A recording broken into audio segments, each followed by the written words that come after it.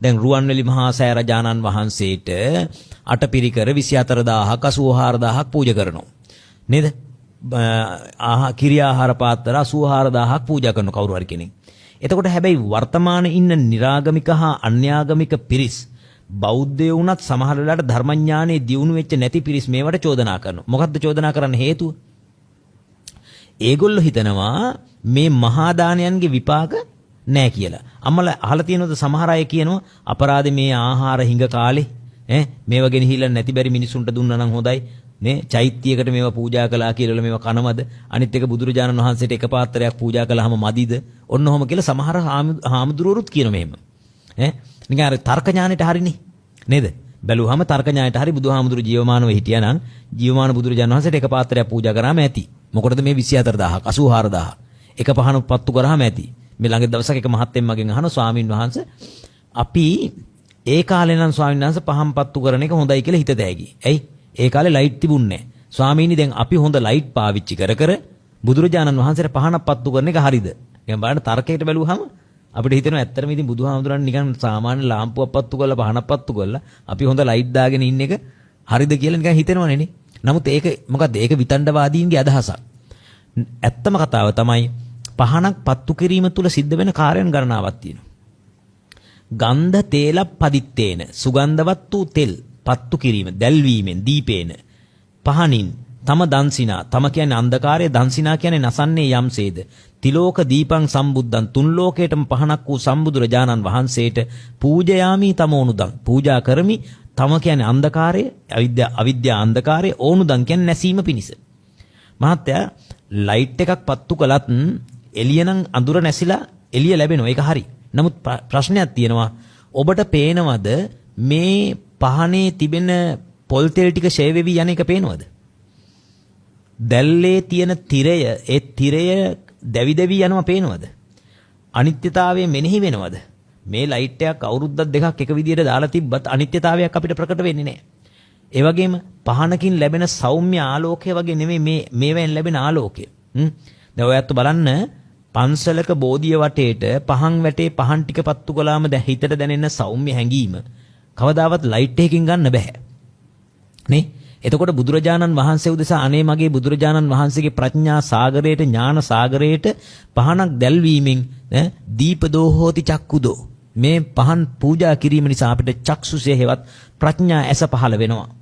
නේ? ඉතින් ඒක මේ බුද්ධ වචනයක්. එතකොට ඒ බුද්ධ වචනේ අහක දාලා අර විදිහේ විතණ්ඩවාදී අදහසක් ආවොත් ඒක හරිද? ඒක හරි අදහසක් නෙවෙයි. අන්න ඒ වගේ මිනිසුන්ට එක එක වැරදි අදහස් ආකල්ප එනවා. ඒකට හේතුවම තමයි ධර්මඥානයේ දියුණු නොවීම. මේවයි ආකල්ප දියුණු නොවීම. ඒ වගේම ධර්මයේ ඉගෙන නොගැනීම. අපි කුසල් සිත් ටික පිළිබඳව මුලින්ම කතා කරොත් කුසල් සිත් තියෙනවා කීයක්ද මූලිකව? 21ක් තියෙනවා. කීයක් තියෙනවද? 21ක් තියෙනවා. දැන් අපි මෙතන කාමාවචර කුසල සිත් පිළිබඳව කතා කළොත් දැන් ඉස්සෙල්ලාම ගන්න ඕන කුසල් අපි කුසල ධර්ම මොනවද කියලා කතා කළා. කුසල ධර්ම කියලා කියන්නේ මොනවද?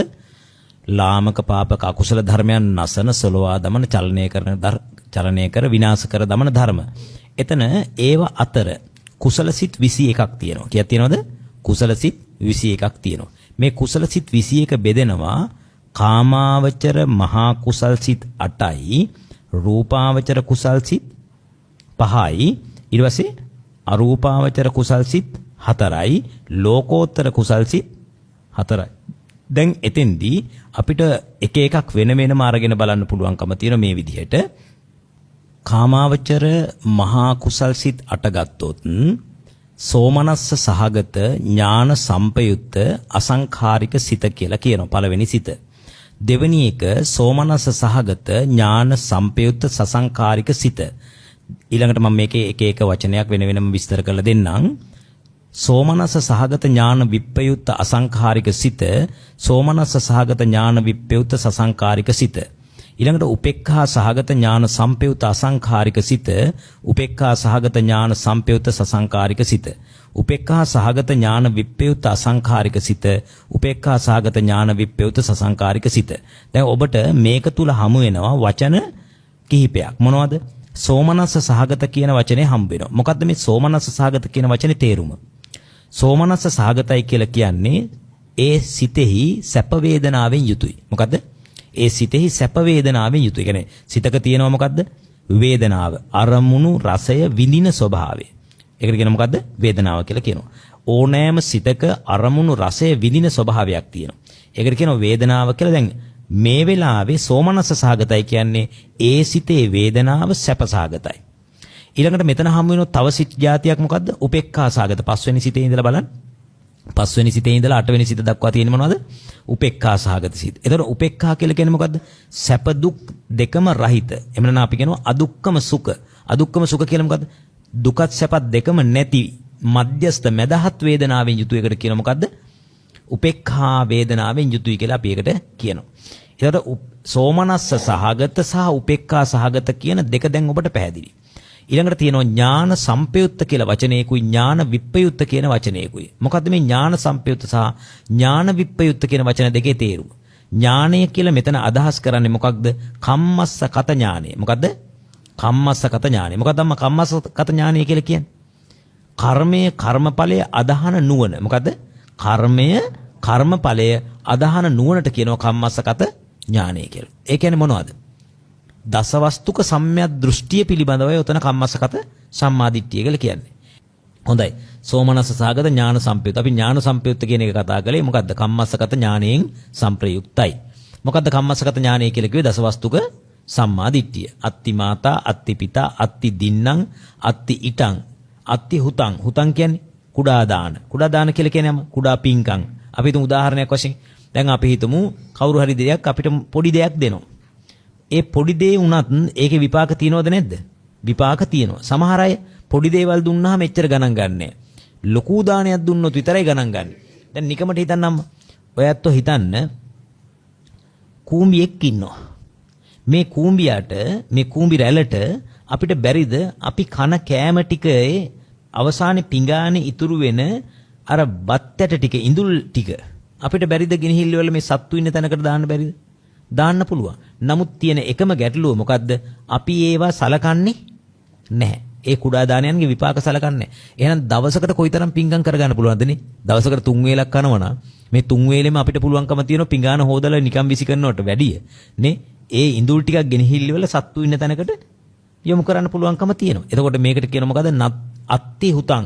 කිසියම් කෙනෙක් විශ්වාස කරන්න ඕන මොකද්ද? කුඩා දානයන්ගේද විපාක ඇති බව විශ්වාස කරන්න. ඊට පස්සේ අත්ති සුක්කට දුක්කට කම්මානම් පලම් විපාකෝ. සුක්කට කියන්නේ මොකද්ද? හොඳ කටයුතු. දුක්කට කියන්නේ නරක කටයුතු. ඒ කියන්නේ පිං සහ පව් වල විපාක තියෙනවා කියලා විශ්වාස කරන්න කියලා කියනවා. ඔයත් මතක තියාගන්න ඕන දසධම්ම සූත්‍රයේදී පැවිදි වෙන අපිට බුදුරජාන් වහන්සේ හරි ලස්සන කාර්ය ටිකක් කියනවා. මොකද්ද? බුදුරජාණන් වහන්සේ කියනවා යම් කිසි කෙනෙක් කල්යාණං වා පාපකං වා තස්ස දායාදෝ භවිස්සාමීති පබ්බජිතේන අබින්හම් පච්ච වෙක්කිතබ්බා. කල්යාණං වා හොඳ හෝ වේවා පාපකං වා නරක හෝ වේවා තස්ස දායාදෝ ඒ සියලු දේවල් ඒක නිකන් නෙමෙයි කියන්නේ කම්මස්ස කෝම්මි කම්ම දායාදෝ කම්ම යෝනි කම්ම බන්දු කම්ම පටිසරණෝ කම්මස්ස කෝම්මි මේ කර්මයේ ස්වකීය කොට ඇත්තේ. ඒ කියන්නේ කර්මය විපාකයට ගෙනත් දෙනවා අපිට. අපේ ඒක උරුමයක්. කර්මයේ ස්වකීය කොට ඇත්තේ. කම්මස්ස කෝම්මි. ඊළඟට කම්ම දායාදෝ. කම්ම දායාදෝ කියන්නේ මොකද්ද? කර්මයේ දායාද කොට ඇති එක්කෙනෙක්. කම්ම දායාදෝ. කම්ම යෝනි. කර්මයෙන්මයි උපදින්නේ. කම්ම බන්දු. අපේ නෑදෑයා ඥාතිවරයා කවුද? ඥාතිවරයා කර්මයමයි. එතකොට කම්ම බන්දු කම්ම පටිසරණෝ කර්මයේ පිලිසරණ කොටගෙනමයි ඇත්තේ. යං කම්මං කරිස්සාමි යම් කර්මයක් කරනවා නම් කල්යාණං වා පාපකං වා හොඳ හෝ වේවා නරක හෝ වේවා තස්ස දායාදෝ භවිසාව. ඒකේ දෑවැද්ද ඒකේ උරුමේ ඒකේ විපාකේ අපිට ලැබෙනවා කියලා පබ්බජිතේන අබින්හම් පච්ච වෙක්කිතබ්බා. පැවිද්දා විසින් නිතර මෙනෙහි කරන්න කියලා කියනවා. එමනම් බලන්න ඔන්න ඔය විදිහට අපිට මේ බුදුරජාණන් වහන්සේ කියලා තියෙන්නේම මෙන්න මේ කුසල් සිත් උපදවා ගන්නකොට ඒක ඥාන සම්ප්‍රයුක්ත වෙන්න ඕන. මොකක් වෙන්න ඕනද? කර්මය කර්මඵලය අදාහ ගන්න ඕන. දැන් මහත්තයා අපි හිතමු සාමාන්‍යයෙන් අපි දැකලා තියෙනවා සංඝයාට පැන් වීදුරුවක් පිළිගන්නනකොට ඒ පැන් වීදුරුව පිළිගන්නන භාජනය සමහර වෙලාවට ඔයත් දැකලා ඇති ගොඩක් අය මේ වගේ අඬ තියෙන කෝප්පයක උණු පැන් එකක් පූජා කරනවා දැකලා තියෙනවද? බොහොම අඩුයි. හේතුව ඔයත් දැකලා තියෙන බෝල් එකක් තමයි පූජා කරන්නේ. එතකොට ඒ වගේ බෝල් එකක් පූජා කරන්න හේතුව මොකද්ද? හනමිටිය සම්ප්‍රදාය නේ. අපි හිතන්නේ මොකද්ද? හාමුදුරුවන්ට නම් මේ කෝප්පේ. කියලා එහෙම සම්ප්‍රදායක් හනමිටියක් හැදිලා තියෙනවා. නමුත් අම්මා ඒකෙදි ඥාන සම්ප්‍රයුක්ත බව ගිහිලා තියෙනවා. ඥාන සම්ප්‍රයුක්ත වෙන්න නම් මොකද්ද කරන්න ඕන? එයා කල්පනා කරන්න ඕන මේක දුන්නහම මේක වළඳන්න ගන්න ස්වාමින් වහන්සේට මේක අල්ලන්න පුළුවන්ද? පහසුද? නුවණින් විමසලා බලන්න ඕන. තේරෙනවනේ? ඊළඟට අපි ගත්තොත් අපි ධර්මදේශනාවලට වැඩම කරන සමහර තැන්වල පාදෝවණය කරනකොට පීරිසිකෝප් එකට වතුර ටිකක් අරගෙන කකුලේ උඩු පැත්තට දානවා. එතකොට ස්වාමින් වහන්සේ වැඩම කරන්නේ පයින් වැඩම කරනකොට පාදයේ දූවිලි ගෑවෙන්නේ මඩ ගෑවෙන්නේ උඩු පල්ලේ නෙමෙයිනේ යටිපල්ලේනේ. එහෙනම් හොදනව නම් හොදන්න ඕන මොන පල්ලද? යටිපල්ලනේ. නමුත් හොදන්නේ උඩු පල්ලනේ. එතකොට ඥාන ගෝචරද ඥානයට ඥාන සම්ප්‍රයුක්තද ඥාන විප්‍රයුක්තද? ඥානිය නෑ. කර්මයේ කර්මඵලයේ දන්නේ එයා. අදහන්නේ. තේරෙනවනේ? මම මේක හොඳට කළොත් මේකේ හොඳ විපාක මට ලැබෙනවා කියලා විශ්වාසයක් නෑ. ඒ නිසා ඔබට යෝජනා කරනවා භාග්‍යවත් බුදුරජාණන් වහන්සේ දේශනා කරපු පරිදි මෙන්න මේ කුසල කර්මයන් කරදී ඥාන සම්ප්‍රයුක්තව කරන්න දක්ෂ වෙන්න. ඥාන සම්ප්‍රයුක්ත කියන්නේ කර්මයේ කර්මඵලයේ අදහන නුවණ තියෙන. හොඳයි. දැන් අපි කරුණු කීපයක් කිව්වද ඒකේ? එකක් තමයි කිව්ව මොකද්ද? අත්ති දින්නම් අත්ති මුලින්ම කතා කරන්නේ අත්ති මාතා අත්ති පිතා ඊට පස්සේ අත්ති දින්නම් අත්ති ඊටං අත්ති හුතං අත්ති සුකට දුක්කට කම්මානම් පලම් විපාකෝ ඊළඟට කතා කරන මොකද්ද? අත්ති අයන් ලෝකෝ මෙලොව ඇත. මෙලොව ඇත කියලා කියන්නේ ඔක්කොම කට්ටිය දන්නෝනේ මෙලොව ඇත කියලා. අපිත් දන්නෝ අන්‍යාගමිකයෝත් දන්නෝනේ මෙලොව ඇත කියලා. නමුත් එකම ප්‍රශ්නේ තියෙන්නේ මොකද්ද? ඕකේ කාරණාව එක නෙමෙයි. හරි කාරණාව තමයි පරලොව සිට මෙලවට එන සත්වයෝ ඇත කියන එක තමයි අත්ති අයන් ලෝකෝ මෙලොවක් ඇත. අත්ති පරලෝකෝ පරලෝකෝ කියන්නේ මෙලොව සිට පරලොවට යන සත්වයෝ ඇත. දැන් සමහර උදවිය විශ්වාස කරන්නේ නැහැ නේ අම්මා පරලොව. සමහර ආගම්වල මිනිස්සු විශ්වාස කරන්නේ නැහැ පරලොව. දැන් අපිට යම් විශ්වාසයක් තියෙනව නේද? සමහර අය ගාව හොඳටම විශ්වාසය තියෙනවා. සමහර අය ගාව එච්චර ලොකු විශ්වාසයක් නැහැ. ඒ කියන්නේ මේ ලෝකේ ඉන්න මම මැරිලා ඊළඟ ජීවිතේ උත්පත්තියකට යනවද නැද්ද? යනවා. ඒකේ විශ්වාසයක් තියෙන කෙනාට කම්මස්සගත සම්මාදිට්ඨියෙන් යුක්තයි. අත්‍යයන් ලෝකෝ අත්ති පරලෝකෝ. ඊට පස්සේ අත්ති සත්තා ඕපපාතික. ඕපපාතික සත්වයෝ ඇත. දැන් දෙවියෝ, බ්‍රහ්මයෝ, නිර්සත්තු, තේරෙන්නේ සමහර പ്രേතයෝ, සමහර අසුරයෝ ඕපපාතිකයි. ඕපපාතිකයි කියන්නේ මව් කුසකින් බිහි වෙන අය නෙමෙයි. ඒගොල්ලෝ අම්මගේ තාත්තගේ දායකත්වයකින් තොරව ඉබේම බිහි වෙනවා. අන්නේ අයට කියන මොකක් කියලාද? ඕපපාතික සත්වය. ඒතර ඕපපාතික සත්වයෝ ඉන්නවා කියලා විශ්වාසයක් තියෙනවා නම් ඒ විශ්වාසය මොකක්ද? දසවස්තුක සම්මාදිට්ඨිය එකක්. එහෙම විශ්වාස කරන්නේ නැත්නම් ඒක දසවස්තුක මිත්‍යා දෘෂ්ටියට එකක්. එහෙනම් දසවස්තුක සම්මාදෘෂ්ටියෙන් යුතු නම් අන්න ඒකට කියනවා මොකද්ද? කම්මස්සගත ඥාණයෙන් යුතුයි. ඒ කියන්නේ අපි කරපු කර්මයක විපාකයක් වශයෙන් ඊළඟ ජීවිතේ උපදිනවා ප්‍රතිසන්දි ලබනවා කියන එකනේ විශ්වාසය. හරි. ඊළඟට අත්ති ලෝකේ සමන බ්‍රාහ්මනා සමග්ගතා සම්මා පටිපන්නා යේ ඉමංච ලෝකං පරංච ලෝකං සයං අභිඤ්ඤා සච්චිගත්වා පවේදිති. මෙලොව පරලොවත් ඇති තතු ඇති හැටියෙන් දැනගෙන අවබෝධ කොටගෙන දේශනා කරන්නා වූ බුදුවරු කියලා જાතියක් ලෝකේ ඇත්තේය කියලා පිළිගන්නවා කවුද? කම්මස්සගත සම්මාදිට්ඨියෙන් යුතුවයි. එහෙනම් ඔය ඇත්තෝ පිංකම් කරද්දී ඔන්න ඔය දසවස්තුක සම්මාදිට්ඨියෙන් යුක්තව පිංකම් කරනවා නම් ඒ වෙලාවේ ඔයාට හටගන්න කුසල සිත මොන සිතක්ද? ඥාන සම්ප්‍රයුක්ත සිත. ඒ වගේම කිසියම් කෙනෙක් ඔය කර්මයේ කර්මඵලයේ අදහන් නැතුව කුසල කර්මයන් කරනවා නම් ඒක ඥාන විප්‍රයුක්ත සිතක්. පැහැදිලි? ඥානේ යෙදිලා නැහැ. ඒ වගේම මතක තියාගන්න ඕනේ මේකේ ලොකු රේන්ජ් එකක් තියෙනවා. ඒ කියන්නේ පරාසයක් තියෙනවා. මොකද්ද? දැන් ඔය සාමාන්‍ය ලෞකික කරුණු වල ඉඳලා ලෝකෝත්තර සම්මාදිට්ඨිය දක්වාම ලෝකෝත්තර වූ සම්මාදිට්ඨිය. ඒ කියන්නේ මොකද්ද? සෝවාන් මාර්ගසිතේ, සකදාගාමි මාර්ගසිතේ, අනාගාමි මාර්ගසිතේ, අරිහත් මාර්ගසිතේ යෙදෙන සම්මාදිට්ඨිය දක්වාම ඒ ඥාණයට කියනවා මොකද්ද? කම්මස්සගත ඥානය කියලා කියනවා. සාමාන්‍යයෙන් මේ පිංකම් කළාම විපාක තිබෙනවා කියන කර්මය කර්මඵලයේ අදහන නුවණේ ඉඳලා මොකද? සක්කාය දෘෂ්ටිය බිඳගෙන එන සම්මාදිට්ඨිය දක්වා පරාසයම සම්පූර්ණ පරාසයටම කියන මොකක් කියලාද? මොකද්ද? ඥාන සම්ප්‍රයුක්තයි කියලා. එතකොට මම අහන කාරණාවක්. රහතන් වහන්සේලාට කුසල් සිත් හටගන්නේ නැහනේ. ඒක ඔබ දන්නවනේ. රහතන් වහන්සේලා කුසල් සිත හටගන්නෙත් නැහැ. අකුසල් සිත හටගන්නෙත් නැහැ. පුඤ්ඤ පාප පහීනස්ස. ඇයි ඒ? පුඤ්ඤ වලටත් පුඤ්ඤ කියලා කියන්නේ කුසල් සිත්නේ. කුසල් සිත් වලටත් විපාක තියෙනවා. අකුසල් සිත් වලටත් විපාක තියෙනවා. රහතන් වහන්සේලාට විපාක තිබුණොත් ආයෙ උපදින්න වෙනවනේ. උපදින්න බෑනේ. එස විපාක තියෙන සිත් කවදාවත් උන්වහන්සේට හටගන්නේ නැහැ. හටගන්නේ මොනවද? ක්‍රියාසිත විතරයි. මේ ක්‍රියාසිත වලින් මොකද්ද කරන්නේ? ක්‍රියාසිත වලින් කරන්නේ ඒ උන්වහන්සේලාගේ එක එක ක්‍රියාවන් සිදු කරනවා. මොකද්ද කරන්නේ? අවධානයෙන් ඉන්න ඕන මම මේ පැත්තේ. හරිද? ක්‍රියාසිත වල ඒ කරන එක එක කෘත්‍යයන් කරනවා. දැන් උදාහරණයක් වශයෙන් උන්වහන්සේ මල් පූජා කරනවා නම්, උන්වහන්සේ දානේ වළඳනවා නම්, උන්වහන්සේ ගමනක් බිමනක් වඩිනවා නම්, ඒ සියල්ලම කරන්නේ මොනවයින්ද? ක්‍රියාසිත වලින්. අපිට නම් කුසල් හෝ අකුසල් සිත් වලින්. තේරෙනවනේ? පෘතජ්ජනයින්ට සෛක්ෂයෝ කියලා කියන්නේ කවුද? සෝවාන්, සකදාගාමි, අනාගාමි. ඒ උත්තමයන් වහන්සේලාටත් මේවා සිද්ධ වෙන්නේ කුසල් හෝ අකුසල් සිත් වලින්. හැබැයි රහතන් වහන්සේ පුඤ්ඤ පාප පහීනස නිසා පින් සිද්ධ වෙන්නෙත් නැහැ, පව් සිද්ධ වෙන්නෙත් නැහැ. එහෙනම් උන්වහන්සේලාට ක්‍රියාසිත හට ගනිද්දී උන්වහන්සේලාට ඥාන සංප්‍රයුක්ත, උන්වහන්සේලාට ඥාන විප්‍රයුක්ත කියලා ભેදයකින් හට ගන්න පුළුවන්ද බැරිද? ක්‍රියාසිත ඥාන විප්‍රයුක්ත ඒවා හට ගන්න පුළුවන් අවස්ථාවක් තියෙනවා. මොකද්ද? ඒ කියන්නේ සාමාන්‍යයෙන් ඔයත්තන්ට දැන් අර මුලින්මම කිව්වනේ නේ ලෝකෝත්තර මාර්ගසිත වල තියෙන සම්මාදිට්ඨියට කියනවා ඥාන සංප්‍රයුක්ත කියලා. එහෙනම් ඉතින් උන්වහන්සේලාට මාර්ගසිත හටගත්තා නම් උන්වහන්සේලාට ඵලසිත හටගත්තා නම් උන්වහන්සේලාට කීයටවත් ඥාන විප්‍රයුක්ත වෙන්න බැහැනේ. නමුත් මෙන්න මෙහෙම වෙනවා. ඔයත් අහලා තියෙනවද? සමහර රහතන් වහන්සේ එක රහතන් වහන්සේ නමක් හිටියා අර වක්කඩින් පැනලා ගියපු කතාව අහලා තියෙනව නේද? නේ? අර කුඩා වක්කඩින් පැනලා ගියා නේ. ඊළඟ එක බැහැලා ගියා ආදි වශයෙන්. එතකොට ඇයි එහෙම වුනේ?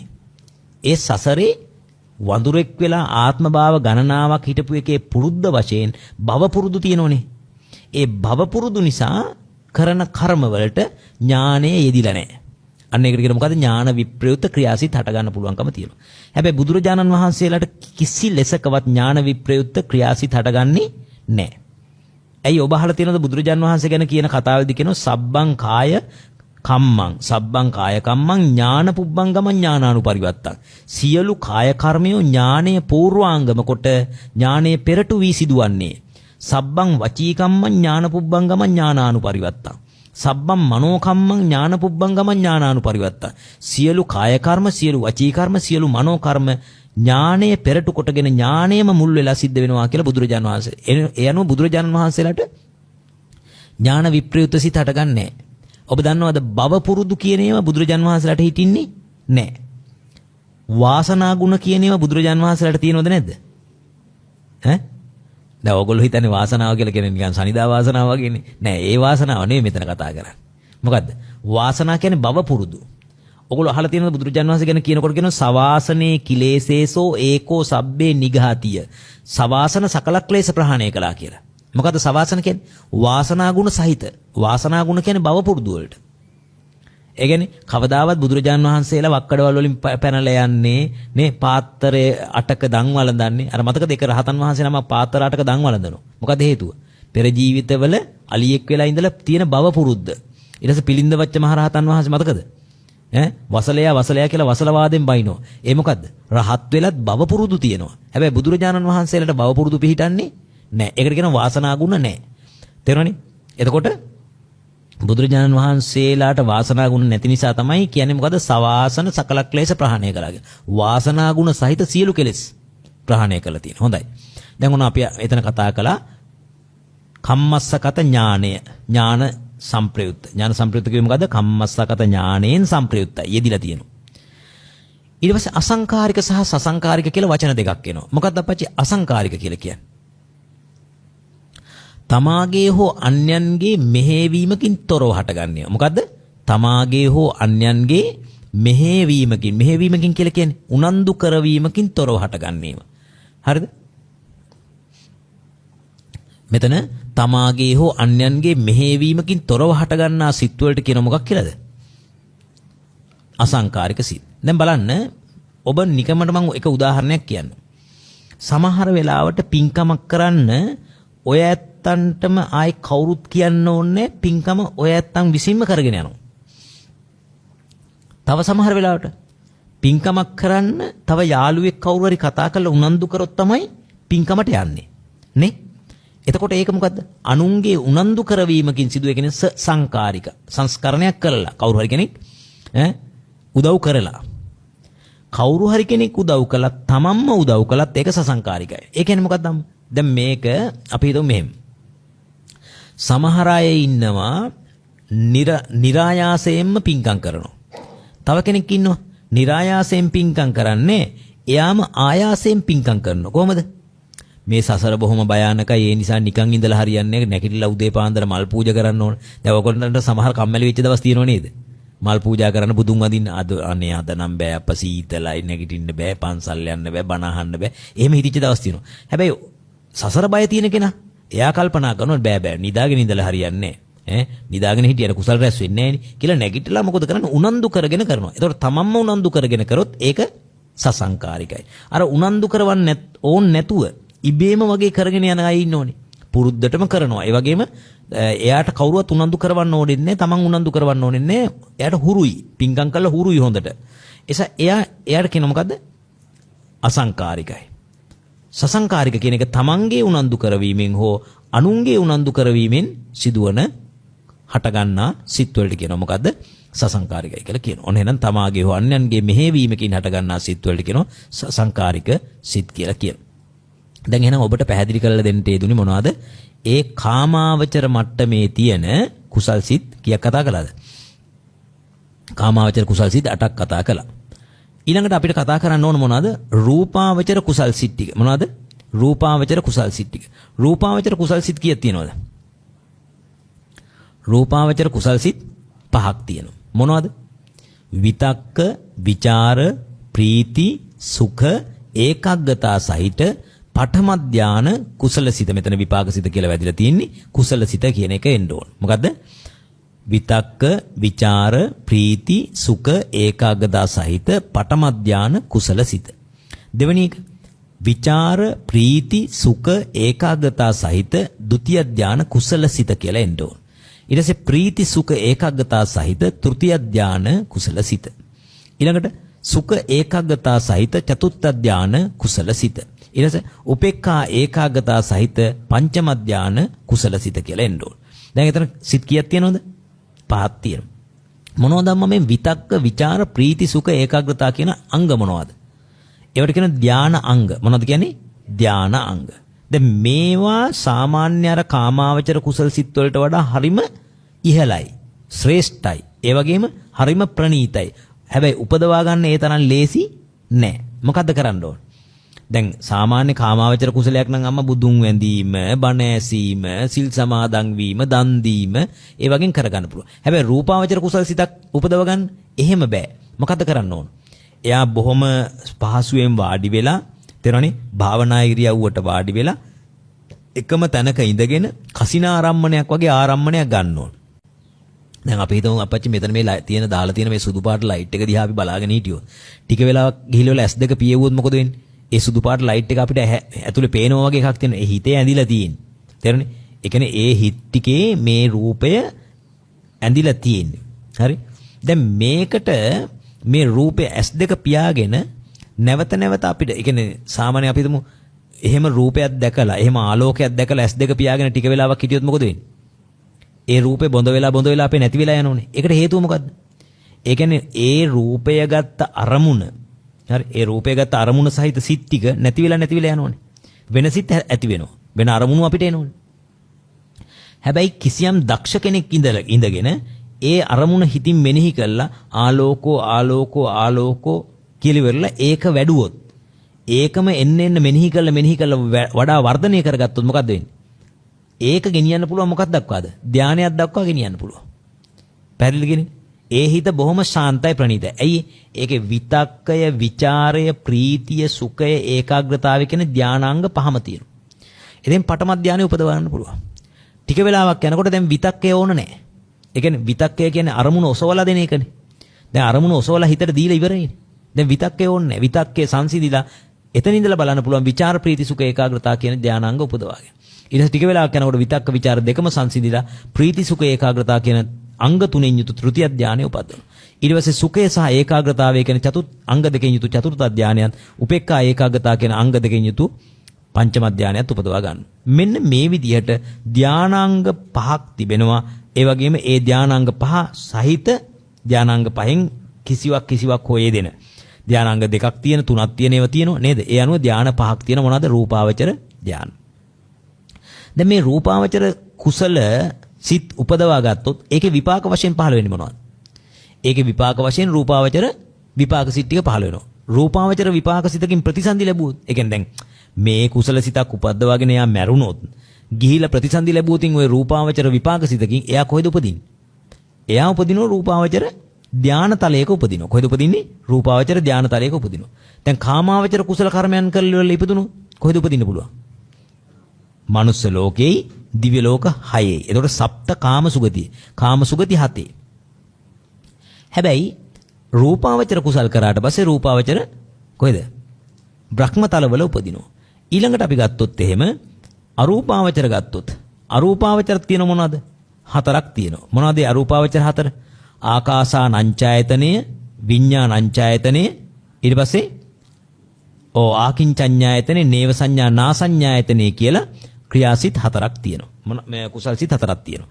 එතකොට මේ කුසල් සිත 4 ගත්තොත් ඒ කුසල් සිත 4න් කරන කර්මයකින් ගිහිල්ලා ප්‍රතිසන්දි ලබනවා නම් කොහෙද ප්‍රතිසන්දි ලබන්නේ?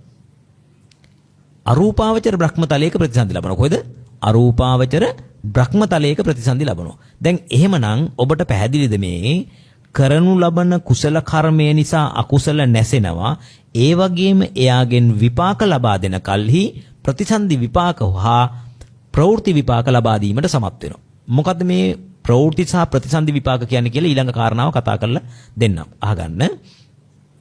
යම් කිසි කෙනෙක් යම් කුසල කර්මයක් කරලා ඒ කුසල කර්මයාගේ බලයෙන් උපත ලබනවා නම් අන්න ඒකට කියන මොකද්ද? ප්‍රතිසන්දි කියලා. මේ ප්‍රතිසන්දි ලබන වෙලාවේ ඒ කුසල් සිතින් ප්‍රතිසන්දි ලැබුවාම මේ විපාක සිතින් කුසල් සිතට අනුකූල විපාක සිතින් ප්‍රතිසන්දි ලැබුවාම එයාට සැප විපාක ගෙනත් දෙනවා. ඇයි? එයා කළා තියෙන්නේ මොනවද? හොඳ කර්ම, කුසල කර්ම. කුසල කර්ම කරපු නිසා ඒකේ විපාකය ඉෂ්ට වූ, ප්‍රිය වූ, මනාප වූ, කාන්ත වූ, සැප එළවන්නා වූ තැනක ප්‍රතිසන්දි ලබනවා. කොහෙද උත්පත්තිය ලබන්නේ? කාමාවචර කුසල කර්මයන් නිසා කාම සුගතියේ, රූපාවචර කුසල කර්මයන් නිසා රූප සුගතියේ, ඒ කියන්නේ රූපාවචර ධාන තලවල, අරූපාවචර කුසල කර්මයන් නිසා අරූප සුගතියේ, හෙවත් අරූපාවචර ධාන තලවල. අරූපාවචර ධාන තල 4ක් තියෙන මොනවද? ආකාසානංචායතනේ, විඤ්ඤාණංචායතනේ, ආකින්චඤ්ඤායතනේ, නේව සංඥා නාසඤ්ඤායතන කියන ධාන තලවල ප්‍රතිසන්දි ලබනවා. හොඳයි. ඔය කතා කළේ මොනවද? කාමාවචර, රූපාවචර, අරූපාවචර කුසල් ගැන. තව ඊළඟට ලෝකෝත්තර කුසල් සිත් කීයක් තියෙනවද? ලෝකෝත්තර කුසල් සිත් 4ක් තියෙනවා. මොනවද ලෝකෝත්තර කුසල් සිත් 4? ඒ තමයි සෝවාන් මාර්ගසිත, සකදාගාමි මාර්ගසිත, අනාගාමි මාර්ගසිත සහ අරිහත් මාර්ගසිත කියන සිත් 4. මොනවද? සෝවාන් මාර්ගසිත, සකදාගාමි මාර්ගසිත, අනාගාමි මාර්ගසිත, අරිහත් මාර්ගසිත. එයි මේවට කුසල් කියලා කියන්නේ. අකුසල නසන නිසා කුසල් කියලා කියනවා. තේරෙනවනේ? අකුසල නසන නිසා කුසල් කියලා කියනවා. එතකොට මේවයි නසන අකුසලයෝ විශේෂත්වයක් තියෙනවා. මොකද්ද? මේ මාර්ගසිතින් නසන අකුසල ධර්මයන් ගත්තොත් එහෙම සාමාන්‍යයෙන් අනෙකුත් කුසල් සිත් වලින් මේ අකුසලයන් නැසුවට නැවත උපදින්න පුළුවන්. මාර්ගසිතින් අකුසලයක් නැසුවොත් මොකද්ද වෙන්නේ? මාර්ගසිතින් අකුසලයේ නැසුවට පස්සේ ඒක නැවත උපදින්නේ නැහැ. ඒකට කියන මොකද්ද? අනුපාද නිරෝධය. න උපාද. අනුපාද කියන්නේ මොකද්ද? නැවත උපදින්නේ නැහැ. අනුපාද නිරෝධය. ඒ වගේම තව වචනයක් ඕකට කියනවා මොකද්ද? දැන් අපි අකුසලයන් ප්‍රහාණය කරන ආකාර තියෙනෝනේ 4ක්. මොනවාද? තදංග, විස්කම්බන, සමුච්ඡේද, පටිපස්සද්ධි. මේකෙන් සිද්ධ වෙන්නේ මොකද්ද? සමුච්ඡේද ප්‍රහාණය. සමුච්ඡේද කියන්නේ සම්පූර්ණයෙන්ම කපලා දැමීම. කෙලෙසෝ සම්පූර්ණයෙන්ම කපලා දාන සමුච්ඡේද ප්‍රහාණය කරනවා. දැන් එහෙනම් තේරුණාද? මෙන්න එහෙනම් ඔය විදිහට කුසල සිත් 21ක් ගැන කතා කරන්න පුළුවන්කම තිබෙනවා. කුසල් සිත් 21ක්.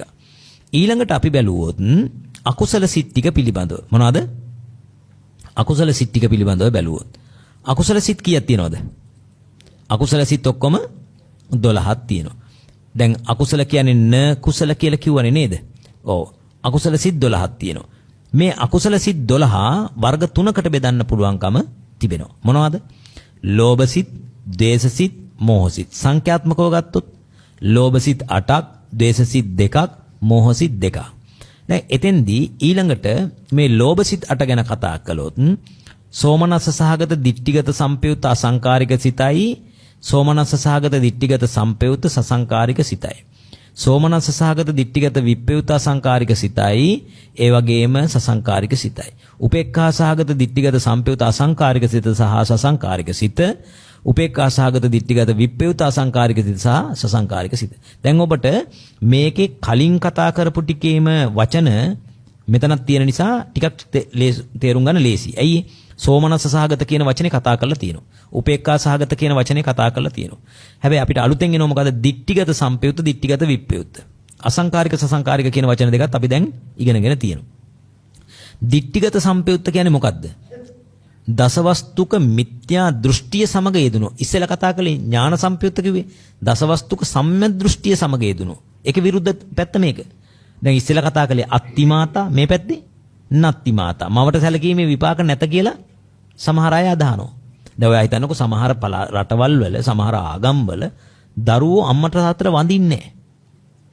ඊට පස්සේ සමහර පුතා අම්මව රේප් කරනවා, දූෂණය කරනවා. ඒ කියන්නේ ඒගොල්ලෝ අම්මව සලකන්නේ සාමාන්‍ය නිකන් කාන්තාවක්. ඒ දැන් අපි නම් සාමාන්‍ය අම්මා දැක්කහම වැඳ වැටෙනවනේ. නේ? ඒකේ විපාකයක් තියෙන බව අපිට පුංචි කාලේ ඉඳලම දැනෙනවනේ. උගන්වලා තියෙනවනේ. ඒක මහත්මයා මේ ජීවිතේ ඉපදිච්ච වෙලාවෙ ඉඳලා ඇති වෙන එකක් නෙමෙයි. ඒ කියන්නේ පෙර සංසාර ඔය හිතන්නේ බෞද්ධ අම්මා කෙනෙක්ගේ කුසක් සිලෙක්ට් කරගන්නෙම මොකක් නිසාද? පෙර සංසාරේ ඒ වගේ සම්‍යක් දෘෂ්ටිය පුරුදු කළා. ඒ සම්‍යක් දෘෂ්ටිය යුතුව හිටපු සිත් පරම්පරාවෙම එක සිතක් නෙමේ ජීවිතේ ප්‍රතිසන්දි හිත. නේ? එතකොට ඒ නිසා පුංචි කාලේ ඉඳලම මොකද වෙන්නේ? කර්මයේ කර්මඵලයේ අපි අදහන ගතියක් අපිට තියෙනවා. දැන් පොඩි ළමයින්ට උනත් අපි කියන්නේ මොකද්ද? පුතේ ඔය සතා මරන්න එපා. පව්. සමහර ආගම් වල තියෙනවා ඒ සත්තු මරණ එක පින් කියලාම කියනවා. තේරෙනවනේ? එහෙම ආගම් තියෙනවා. එතකොට දැන් ඔක මතක තියාගන්න ඕනේ දිට්ඨිගත සංපයුත්ත කියලා කියන්නේ දසවස්තුක මිත්‍යා දෘෂ්ටිය සමග යෙදුණු. නත්ති මාතා, නත්ති පිතා, ඒ කියන්නේ අම්මට සැලකීමේ විපාක ඒගොල්ලෝ අදහන්නේ නැහැ. තාත්තට සැලකීමේ විපාක අදහන්නේ නැහැ. එහෙම. ඉතින් කරුණු 10ම මම විරුද්ධ පැත්ත කියලා දුන්න නිසා ඒකේ විරුද්ධ පැත්තයි දැන් ඔබ මේ පැත්තේ හිතා ගන්න ඕනේ. ඒකට කාලය මම ගන්නෙ නැහැ.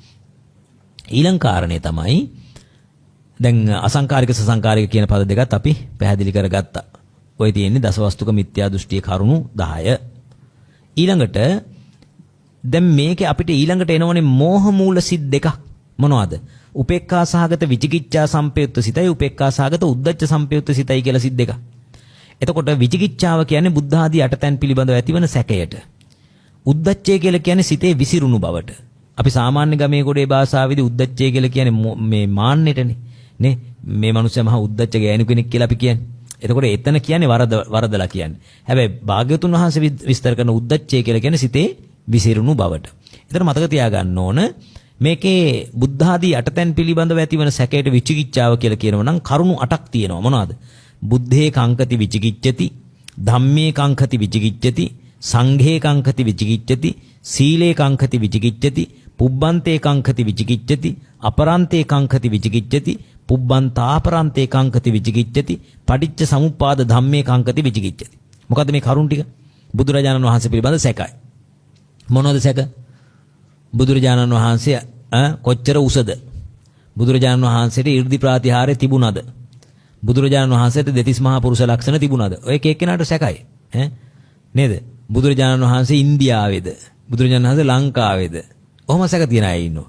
සමහර අයට සැකයි බුදුහාමුදුරුවෝ ලංකාවේද කියලා හිතන අය ඉන්නවා. ඔබ මේ ළඟ දවසක් මට කියනවා මේ බුදුරජාණන් වහන්සේ ලංකාවේ ඉපදුනේ ඔබ වහන්සේ දන්නේ අනුරාධපුරයේ තියෙන සාවස්තියන් විහෙරති ජේතවනේ කියලා. එතකොට ජේතවනේ තියෙන අනුරාධපුරයේ මොකද සාවස්තිපුරයක් තියෙනවා අනුරාධපුරයේ කියලා.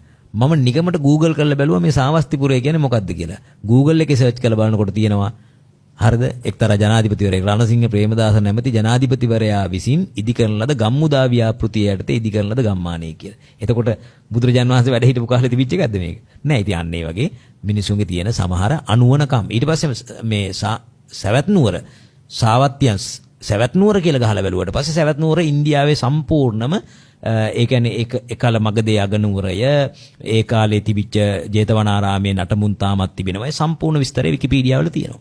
ඉතින් අද වර්තමානයේ සමහර උපාසකම්මල විකිපීඩියා දන්නේ නැහනේ. Google කරන්න දන්නේ නැහැ. ඉතින් කවුරු හරි ඔය කේලම් කියන ඕපදූප කතා කරන කෙනෙක් කියපු ඕපදූපයක් තමයි විශ්වාස කරන්නේ.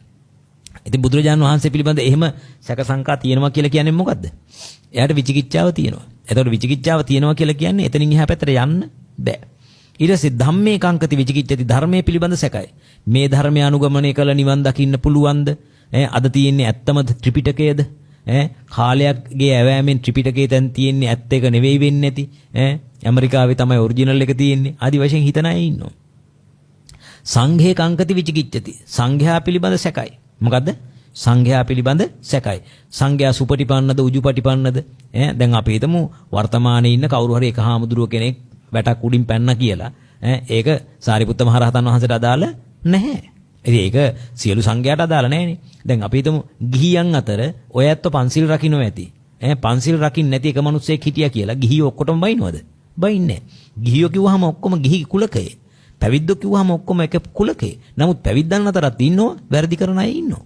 ඉතින් ඒක වුණා කියලා සමස්ත සංඝයා පිළිබඳව සැක හිතන්න සුදුසු නැහැ ඒක. සීලේ කංකති විචිකිච්ඡති රැට කෑව කියලා අපාය යන්නේ ආදි වශයෙන් නේද? ඔහොම කියන අය ඉන්නවා. නමුත් මතක තියාගන්න ඕන රැට කෑවේ කියලා අපාය නම් යන්නේ නැති වෙයි. හැබැයි මතක තියාගන්න ඕන නිවන් දකින්න බැරි වෙනවා. හරි? ඊට පස්සේ පුබ්බන්තේ කංකති විචිකිච්ඡති පෙර ජීවිතේ පිළිබඳ සැකයි. මම පෙර ජීවිතේ හිටියද? දෙවියන් වහන්සේ මාව මැව්වද? එහෙම සැකයි. අපරන්තේ කංකති විචිකිච්ඡති මම මේ ජීවිතෙන් පරව උපදිනවද? නෑ මම නම් උපදින්නේ නේද? මේ ටික ඉන්න ටික කාලේ කාලා බීලා හොඳට හිටියාම හරි ආයෙ උපදින්නේ උපතක් නෑ කියලා සමහර අය ලියලා තියෙනවා. ඊට පස්සේ පුබ්බන්ත අපරන්තේ කංකති පෙර අපර ජීවිත දෙකම පිළිබඳ සැකයි. පටිච්චසමුප්පාද ධම්මේ කංකති විචිකිච්ඡති කියන්නේ අවිද්‍යාව ප්‍රත්‍යයෙන් සංස්කාර වෙනවද? සංස්කාර ප්‍රත්‍යයෙන් විඥාන වෙනවද? නෑ දෙවියන් වහන්සේ තමයි ඔක්කොම මවන්නේ කියලා හිතුවොත් ඒක සැකයක්. එහෙනම් ඔය කතා කළේ මොකද්ද? මෝහ මූල සිත් දෙක. ඊට පස්සේ දෝෂ මූල සිත් දෙක අකුසල් සිත්වල ඊළඟ සිත් දෙක. දෝෂ මූල සිත් දෙකක් තියෙන දෝමනස්ස සහගත පටිඝ සම්පයුත්ත අසංකාරික සිතයි සසංකාරික සිතයි. දෝමනස්ස සහගතයි කියන්නේ සිතෙහි හටගන්නා වේදනාව දුක් වේදනාව. හරි? පටිඝ සම්පයුත්තයි කියන්නේ අරමුණට අකමැති. ඒ අකමැති බව සමග යෙදිලා නම් ඒකට කියන මොකද්ද? මොකක් කියන්නේ? පටිඝ සම්පයුත්ත. අසංකාරික සසංකාරික කියන ભેදය දැන් ඔබ ඉගෙනගෙන තියෙනවා. ඊළඟට ඔබ මගෙන් ප්‍රශ්නයක් අහනවා ස්වාමීනි චුතිසිත හා ප්‍රතිසන්දිසිත පිළිබඳවත් පැහැදිලි කරන්න කියලා. හොඳට මතක තියාගන්න ඕන කාරණාවක් යම් කිසි පුද්ගලයෙක් චුත වෙනවා නම් ඒ කියන්නේ මේ ජීවිතේ අන්තිම හිත මොකද්ද? චුතිහිත. මේ ජීවිතේ අන්තිම හිත මොකද්ද? චුතිහිත තමයි අන්තිම හිත. එතකොට මේ ජීවිතේ අන්තිම හිත චුතිසිත වගේම ඊළඟ ජීවිතේ පළවෙනි හිත මොකද්ද? ප්‍රතිසන්දිසිත. මේ තියෙන්නේ අන්තිම හිත චුතිහිත. මරණාසන්න චිත්ත වීදිය තමයි මේ තියෙන්නේ. මරණාසන්න චිත්ත වීදිය අන්තිම හිත එන්නේ මොකද්ද? චුතිහිත. මේ චුතිහිතට පස්සේ එන හිත මොකද්ද? ප්‍රතිසන්දිහිත. ප්‍රතිසන්දි කියන්නේ රීකනෙක්ටින් නැවත සම්බන්ධ කරනවා. ඊළඟ භවයේ අපි සම්බන්ධ කරනවා. දැන් අපි තුමු ඔබතුමිය කියලා.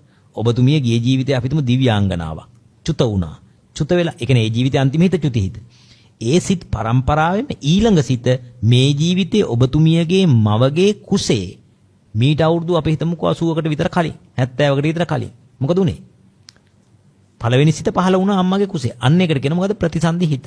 දැන් මේ චුතියට පස්සේ එන ප්‍රතිසන්දිය තීරණය කරන්න හැබැයි චුතිය විසින් නෙමෙයි. ඒක වරදවා ගන්න එපා. චුති හිතට බෑ ප්‍රතිසන්දි සිත තීරණය කරන්න. චුති හිතෙන් කරන්නේ මෙච්චර කාලයක් තිබිච්ච ජීවිතේ චුත කරන එක. ප්‍රතිසන්දිය තීරණය කරන්නේ මෙන්න මේ ඊට කලින් තියෙන ජවන් පහ. මොකද්ද?